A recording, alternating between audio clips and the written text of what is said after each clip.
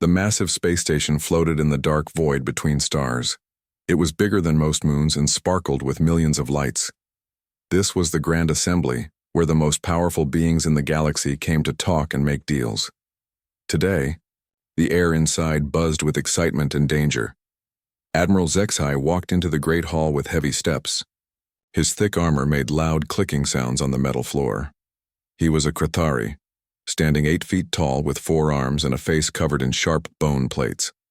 Behind him, 20 more Krathari soldiers marched in perfect lines. Their weapons gleamed under the bright lights.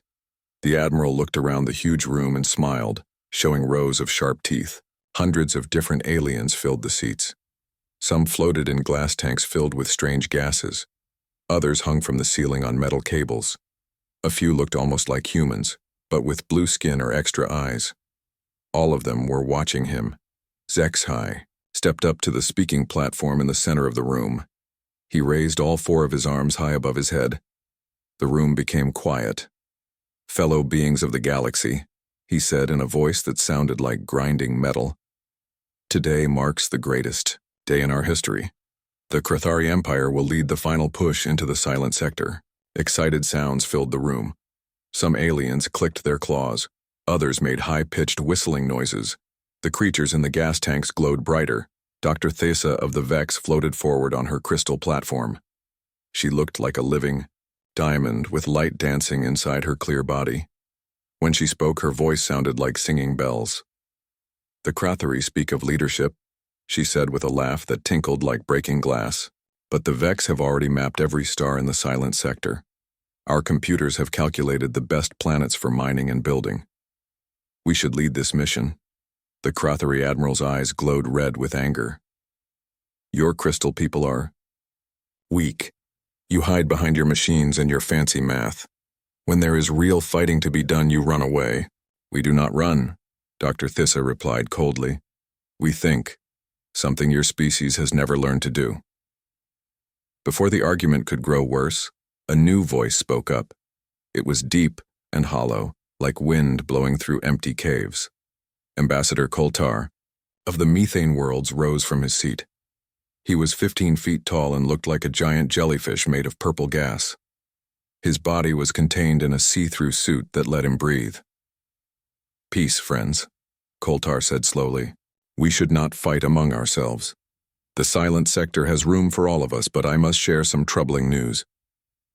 The room became quiet again. Even the smallest aliens stopped their chattering. "Our scout ships have been sending strange reports," Koltar continued. "3 of our vessels went dark while exploring the outer edges of the silent sector. Their last messages were cut short. We found no wreckage, no signs of what happened to them." Admiral HFY waved one of his hands in the air. "Probably equipment problems, or maybe pirates. Nothing that a few warships cannot handle." "I agree," said Dr. Thesa. "The methane worlds use old technology. Their ships break down all the time." Other voices joined in, all agreeing that the missing ships were not important. The Reptilian Trade Union talked about the profits they would make. The Insectoid Collective buzzed about new planets to lay their eggs on. The Machine Empire calculated how many resources they could harvest. Koltar floated back to his seat, but his purple gas body looked darker than before.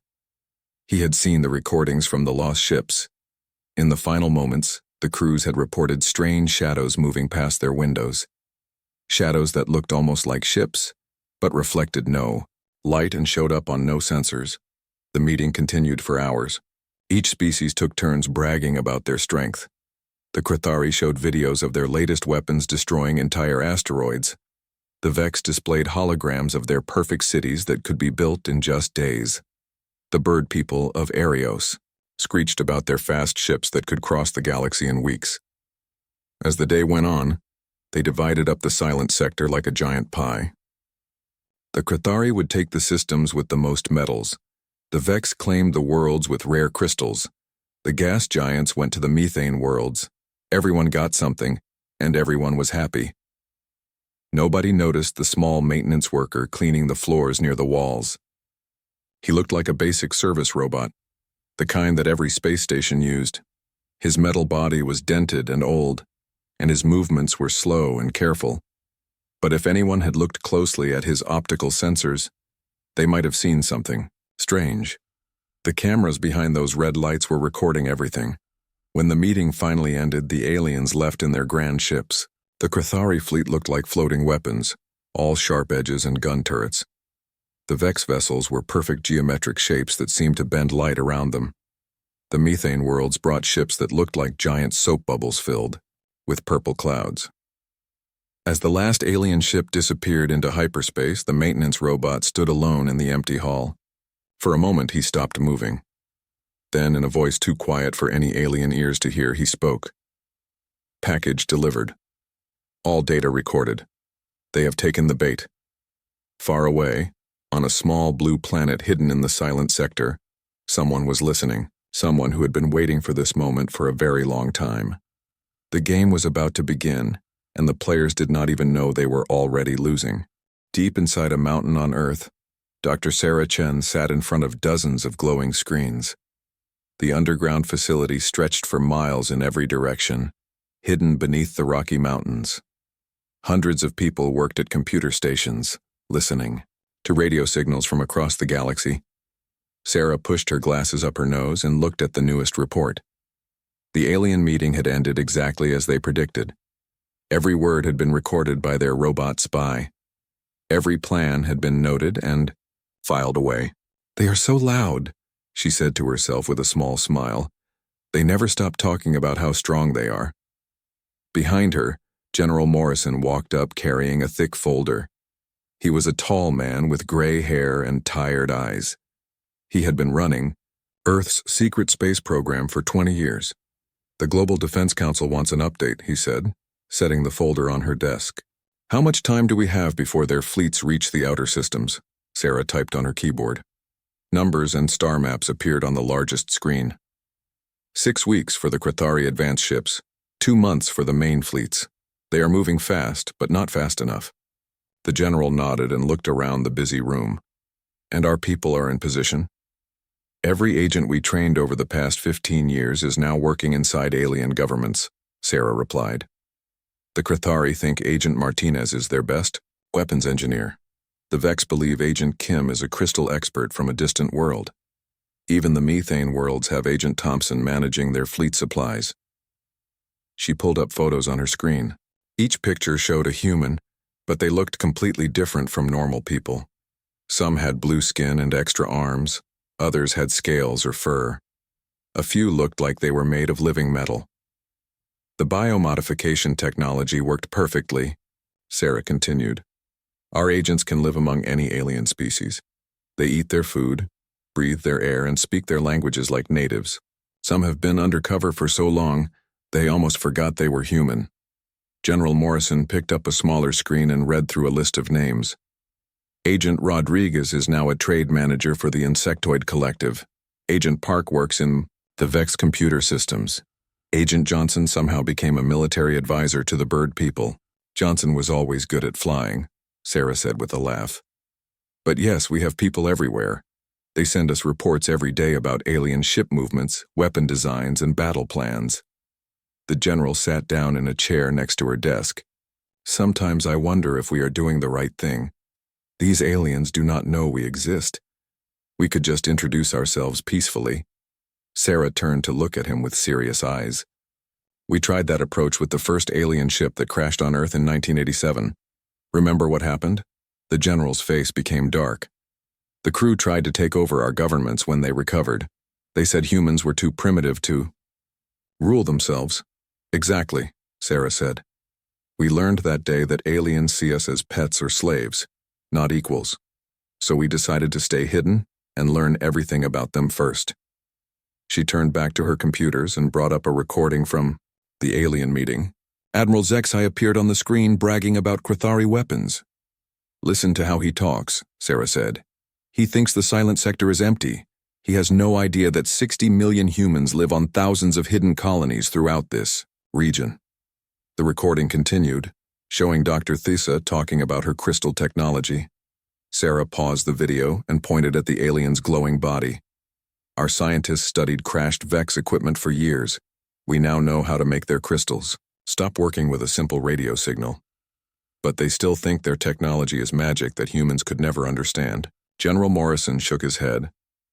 They really have no idea what humans can do. That is their biggest mistake, Sarah replied. Every alien species in the galaxy announces their strengths to everyone. They want others to fear them. But humans learned long ago that the best weapon is surprise.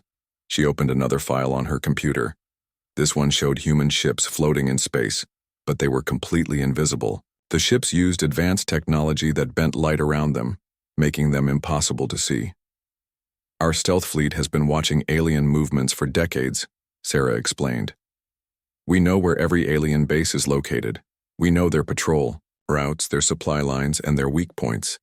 They have never detected even one of our ships. The general studied the invisible ships on the screen. How many vessels do we have hidden out there?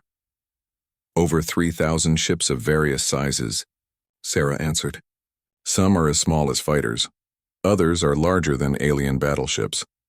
All of them are equipped with weapons designed specifically to fight each alien species. She brought up another display showing strange-looking guns and missiles. We built these weapons using knowledge stolen from the aliens themselves. Krathari armor cannot stop our kinetic penetrators. Vex shields fail against our quantum disruptors. Methane world ships explode when hit with our thermal charges.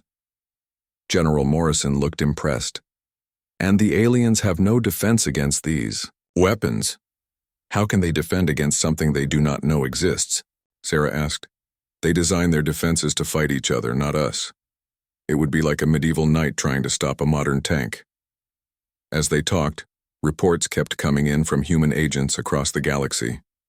Agent Chen reported that Krathari fleets were loading extra ammunition. Agent Williams said the Vex were building new communication relays. Agent Brown warned that the bird people were planning surprise attacks on their allies. The aliens are already starting to distrust each other, Sarah observed, reading the reports. They have been rivals for centuries. It will not take much to make them fight among themselves. The general stood up and walked to a large window that looked out over the underground facility. Thousands of people worked day and night, preparing for the coming conflict. When do we begin Operation Silent Partner? He asked. Sarah checked her watch and smiled. Phase 1 started 10 minutes ago. Our agents are now in position to begin the first round of accidents and equipment failures. By tomorrow, the aliens will start blaming each other for mysterious problems. She turned to look at the general with confident eyes. The galaxy is about to learn that the most dangerous predator is not the one that roars the loudest, but the one that hunts in complete silence. Outside the mountain, the wind blew across the peaceful landscape. Nobody could see the massive military base hidden below, just like nobody in the galaxy could see the trap that was about to close around the alien fleets. The Krathari mining ship Iron Fang landed on the rocky surface of Kepler 442b with a loud crash. Admiral Zexhai watched from the command deck as his soldiers began setting up the drilling equipment. This planet was rich with rare metals that the Krathari needed for their weapons. Begin mining operations, the Admiral ordered. I want this planet stripped clean in 3 months. Deep underground, the massive fusion reactors powered up. The drilling machines roared to life and began cutting into the planet's surface. Everything seemed normal. The Krathari workers moved with military precision, following the same procedures they had used on dozens of other worlds. Agent Martinez worked among them, disguised as a Krathari engineer. His modified body looked exactly like the real aliens, with 4 arms and bone plates covering his face. He had been living with the Krathari for 8 years. They trusted him completely. As he checked the reactor controls, Martinez made tiny changes to the computer systems. The changes were so small that no one would notice them for weeks. But when the time came, those small changes would cause big problems. 3 star systems away, the Vex were building their geometric cities on a planet they called New Crystal. Dr. Thissa floated through the construction site, watching her people create perfect mathematical structures. The buildings grew like living things, each one made of pure crystal that sparkled in the alien sun. Magnificent, Dr. Thissa said to her assistant. In 50 years, this will be the most beautiful city in the galaxy. Agent Kim worked at one, of the quantum computer terminals. To the Vex, she appeared to be a fellow crystal being, her body glowing with the same inner light. She had spent 5 years studying Vex technology, learning how their computers worked. Kim typed commands that looked normal but contained hidden instructions. The quantum computers would run perfectly for exactly 37 days. Then they would begin making tiny calculation errors. The errors would spread like a virus through the entire Vex network. Above the planet, Captain Elena Vasquez watched from her invisible ship Phantom Protocol. The human stealth vessel floated just a few miles from the Vex construction site, but the aliens could not see it or detect it on their sensors. "Status report," Captain Vasquez said to her crew. "All agents are in position," replied Lieutenant Jackson. "Agent Martinez has planted the reactor viruses in the Krathari mining operation. Agent Kim has infected the Vex computer systems. Agent Thompson has contaminated the methane world fuel supplies." Captain Vasquez nodded and looked at the alien ships on her screen. There were hundreds of them, all working together to colonize the silent sector. Soon they would learn that the sector was not as empty as they thought. "Any problems with our stealth systems?" she asked. "None, Captain," answered Chief Engineer Santos. "The aliens are still using old detection methods. They look for metal and energy signatures. Our ships are made of materials that absorb both. To them, we are invisible ghosts." The captain smiled. Human engineers had spent decades perfecting stealth technology. They studied how fish could disappear in water and how birds could fly without making noise. Then they applied those lessons to spaceships. "Dr. Chen wants us to begin Phase 2 tomorrow," Lieutenant Jackson reported. "Are we ready?" "We have been ready for 20 years," Captain Vasquez replied. The next morning, the first accidents began.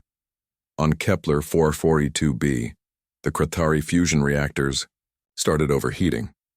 The temperature readings showed normal levels, but the reactor cores were getting dangerously hot. Agent Martinez pretended to be confused and worried, just like the real Krathari engineers. "I do not understand," said Chief Engineer Thokran, looking at his instruments. "The computers say everything is normal, but the reactors are clearly overheating." "Maybe it is the planet's magnetic field," suggested Agent Martinez. "These readings show unusual mineral deposits in the rock. Perhaps they are interfering with our equipment." The Krathari engineers believed him. They did not know that the minerals had been carefully placed there by human mining robots months earlier. The unusual deposits were designed to mask the real cause of the reactor problems. On New Crystal, the Vex quantum computers began making small mistakes. Mathematical equations that should have been perfect started showing tiny errors. Dr. Thysa noticed the problems during her daily inspection. "Run diagnostic programs on all computer systems," she ordered Agent Kim. "Already done, Doctor," Agent Kim replied, showing fake diagnostic results on her screen. "All systems show normal operation. Perhaps the quantum fields are being affected by solar radiation." Dr. Thysa studied the data with her crystal mind. The explanation made sense. Quantum computers were sensitive to many types of interference. She decided to install better shielding around the processors. In the methane world's territory, Ambassador Koltar received disturbing news from his fleet commanders. 3 of their ships had suffered engine failures. The methane fuel that powered their vessels had somehow become contaminated with unknown chemicals. "How is this possible?" Koltar asked his chief scientist. "We test our fuel before every mission." "The contamination appeared after we left port," the scientist replied. "It must have come from an outside source. Perhaps the Krathari are trying to sabotage our operations." Agent Thompson, disguised as a methane world fuel specialist, nodded in agreement. "I have heard rumors that the Krathari want to claim our territory for themselves. This could be an act of war." The accusations spread quickly through the alien fleets. The Krathari blamed the Vex for their reactor problems. The Vex suspected the methane worlds of cyber attacks. The methane worlds pointed fingers at everyone else. Admiral Zexhai called an emergency meeting with the other alien commanders. The meeting took place on a neutral space station halfway between their territories. "Someone is sabotaging our operations," the Admiral declared. his forearms waving angrily. These accidents are not natural. They are acts of war. We agree, said Dr. Thesa, her crystal body glowing with anger. But who is responsible? Our computers show that the attacks came from Krathari networks. Impossible, Admiral Zexhai roared. Our security is perfect. If anyone has the technology to hack quantum computers, it would be you crystal people. Ambassador Koltar floated between them, his purple gas body pulsing with concern. My friends, we should not fight among ourselves. Perhaps there is another explanation. Like what? Demanded Dr. Thesa. Unknown aliens, Koltar suggested. Perhaps the silent sector is not as empty as we thought. The other aliens laughed at this idea. They had scanned every planet and moon in the region. Their sensors showed no signs of advanced civilization. The idea that unknown aliens could hide from their technology seemed impossible. You worry too much, old friend, Admiral Zexhai said. There are no mysterious aliens, just Vex treachery and methane world incompetence. The meeting ended with more arguments and accusations. Each species returned to their fleets more suspicious of their allies than before. They increased security around their operations and began watching each other's movements carefully. From her invisible ship, Captain Vasquez observed the growing tension with satisfaction. Phase 2 is complete, she reported to Dr. Chen on Earth. The aliens are starting to distrust each other. Phase 3 can begin whenever you are ready. Excellent work, Captain, Dr. Chen replied. The trap is working perfectly. Soon they will be too busy fighting each other to notice us moving into position. The captain looked out at the alien fleets through her view screen. Hundreds of powerful warships floated in space, armed with weapons that could destroy planets. But all their strength meant nothing if they could not see their real enemy. The aliens were still talking loud, still bragging about their power. They had no idea that the most dangerous species in the galaxy was already among them, silent and patient, waiting for the perfect moment to strike. 2 weeks after the first accidents, the silent sector had become a war zone. But it was not the kind of war the aliens expected. There were no massive space battles or planet-destroying weapons. Instead, death came quietly in the dark. Agent Rodriguez walked through the corridors of the insectoid collective mothership Queen's Fury. Her modified body looked like a giant ant with 6 legs and compound eyes. She had been the ship's supply manager for 3 years. The insect aliens trusted her completely with their food and equipment. Rodriguez stopped at a storage room and checked that no one was watching. Then she opened a small container and poured clear liquid into the ship's water recycling system. The liquid had no smell or taste, but in 6 hours it would make the entire crew very sick. Not sick enough to die, but sick enough to be helpless. On the other side of the ship, Admiral Krixta of the Insectoid Collective was meeting with his officers. The Admiral looked like a praying mantis the size of a human, with razor-sharp claws and eyes that could see in all directions. Report on our losses, Admiral Krixta ordered in a voice that sounded like buzzing insects. 7 ships have suffered equipment failures in the past week, replied Commander Zeklos. The mining vessel Worker's Pride lost all power and is drifting in space. The transport ship Egglayer had its navigation systems fail and crashed into an asteroid. Admiral Krixta's claws clicked together with anger. And our allies, what are their losses? The Krathari have lost 12 ships to reactor explosions. The Vex have abandoned 3 colonies because their computers stopped working. The methane. Worlds have pulled back most of their fleet after half their ships lost engine power. The Admiral stood up and began pacing around the room. This cannot be coincidence. Someone is attacking all of us at the same time. But who? Asked Commander Zeklos. Our sensors show no enemy ships. Our spy networks report no unusual alien activity. It is as if ghosts are destroying our fleets. Unknown to them, Commander Torres and his Special Forces team were already inside the ship. They had boarded during a routine supply transfer, hiding inside cargo containers. Now they moved through the ventilation shafts like shadows, placing small explosive devices near important systems. Torres was the best human soldier Earth had ever produced. He had trained for 15 years to fight aliens in space. His team of 12 soldiers could move through any alien ship without being detected. They knew exactly where to strike to cause maximum damage. Team 2, status report, Torres whispered into his radio.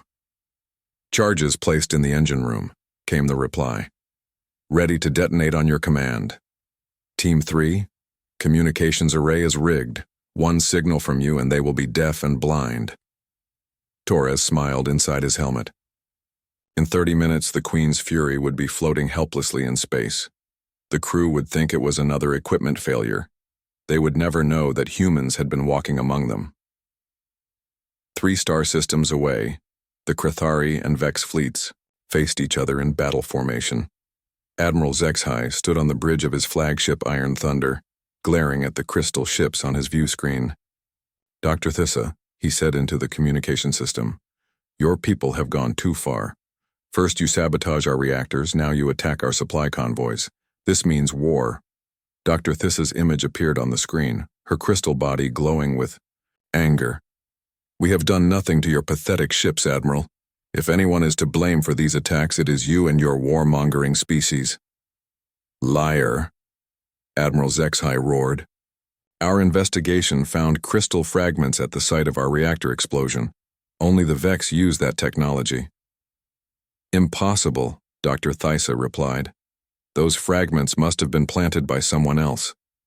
She was right, but she did not know. Agent Martinez had carefully placed Vex crystal fragments at the Crethari mining site before escaping in a human rescue pod. The evidence was fake, but it looked completely real to Crethari investigators. Meanwhile, Agent Kim was aboard Dr. Thissa's flagship, working as a computer specialist. She had just finished uploading a virus into the Vex weapons systems. When the shooting started, half the Vex guns would fail to fire. Both fleets moved closer to each other, weapons charging and shields powering up. Neither side wanted to fire first, but both were ready for battle. Sir, reported the Crethari weapons officer, I am detecting unusual readings from our torpedo tubes. Something is interfering with the targeting systems. Admiral Zexhai turned to check the displays. The torpedo guidance computers were showing error messages he had never seen before. Run full diagnostics immediately. Agent Martinez worked quickly at his station, pretending to run tests while actually making the problems worse. Admiral, the targeting system appears to be infected with some kind of virus. I am trying to trace the source. It came from the Vex, Admiral Zexhai decided. They are trying to disable our weapons before they attack. On the Vex ships, similar problems were occurring. Agent Kim watched as Vex technicians struggled with failing computer systems. Dr. Thissa, she reported, our quantum processors are being attacked by Crethari cyber weapons. They are trying to cripple us before the battle begins. Both fleets began firing at the same time, the space between them filled with energy beams and explosive missiles. But something was wrong. Many of the weapons missed their targets completely. Others exploded prematurely or failed to detonate at all. What is happening to our weapons? Dr. Thissa demanded. Unknown sabotage programs are affecting our targeting systems. Agent Kim replied, acting confused and worried. The Crethari must have planted them weeks ago. The battle continued for hours, but it was more like a comedy than a war. Ships fired at empty space while their real targets sat safely nearby.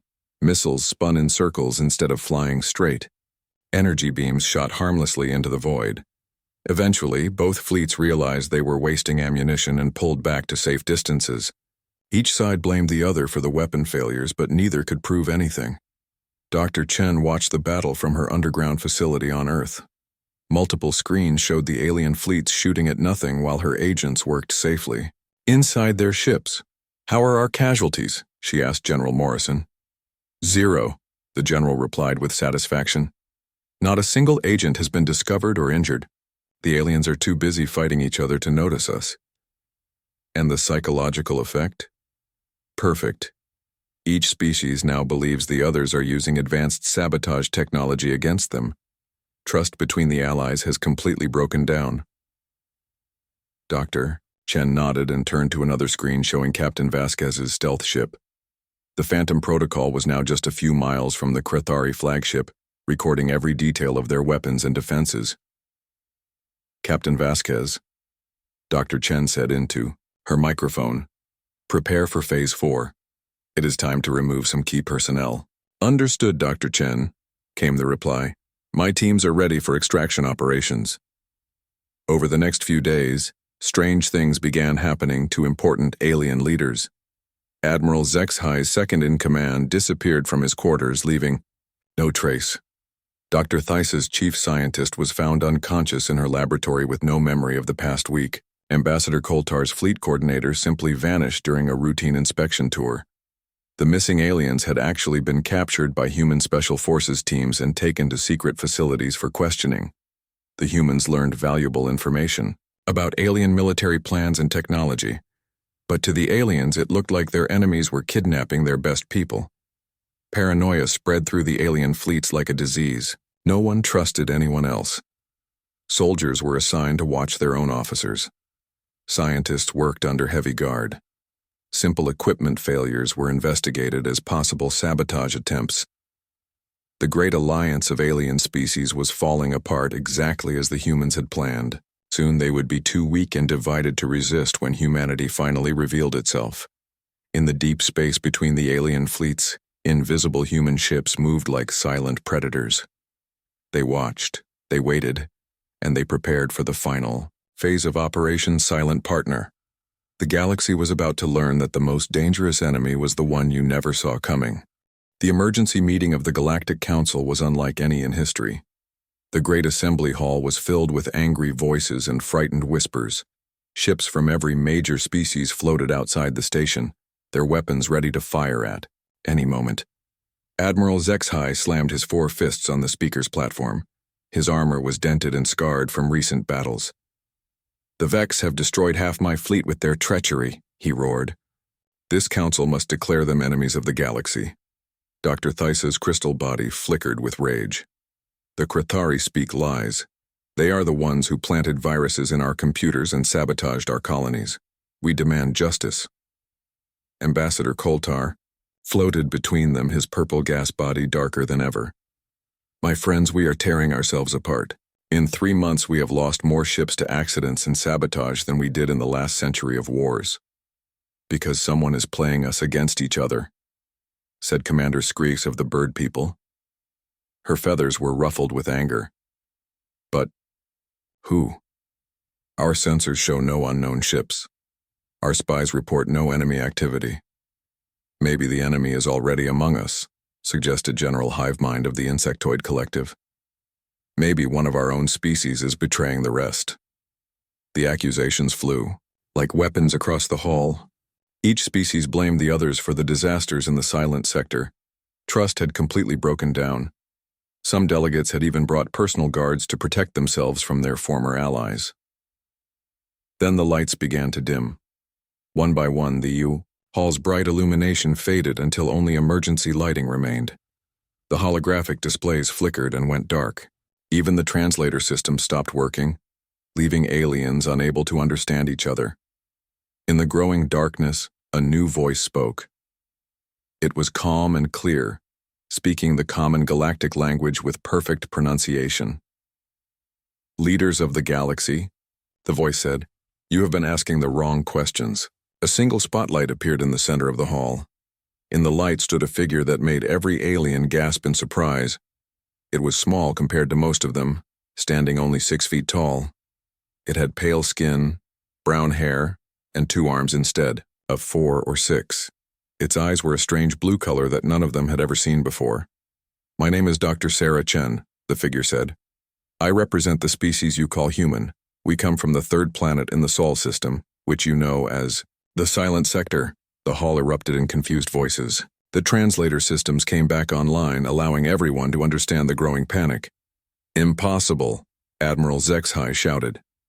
"We scanned that system. There are no advanced civilizations there." Dr. Chen smiled. "You scanned for what you expected to find. Metal cities, energy signatures, radio broadcasts. You looked for civilizations like your own, but humans learned long ago that survival depends on staying hidden." The lights came back up, revealing that Dr. Chen was not alone.